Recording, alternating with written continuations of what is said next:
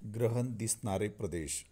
भारतासह संपूर्ण आशिया खंड, आफ्रिका खंड, संपूर्ण Europe, Australia, New Zealand, Norway, Antarctica या प्रदेशात ग्रहण दिसेल. हे ग्रहण भारतात सर्वत्र दिसणार आहे. पुण्यकाल. ग्रहण स्पर्शापासून मोक्षापर्यंतचा काळ पुण्यकाल आहे. वैक्याब. हे ग्रहण रात्रीच्या दुसऱ्या प्रहरात सुरू होत असल्याने 3 प्रहर आधी म्हणजे दुपारी 12:47 पासून ग्रहण मोक्षापर्यंत वैत पाळावेत. वैश्य काळात स्नान, देवपूजा, नियकर्म, जपजप, श्राद्ध हे कर्म करता येतील.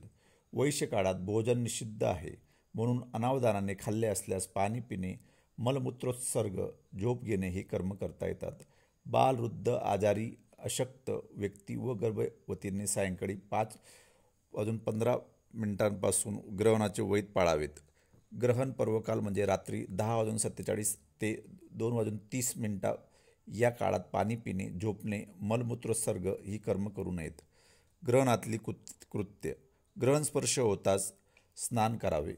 पर्वकालामध्ये देवपूजा, तर्पण, श्राद्ध, जप, होम, दान करावे. पूर्वी घेतलेल्या मंत्रांचे पुनरुच्चार चंद्रग्रहात करावे. ग्रहण मोक्षानंतर स्नान करावे. ग्रहण काळामध्ये पर्वकाळामध्ये झोप, मलमूत्रोत्सर्ग, अंघोळ, भोजन व कामविषयक सेवन ही कर्म करू नयेत. अशोभन असता ग्रहण काळात ग्रहणसंबंधी स्नान, दान केल्यापुरते शुद्धी असते.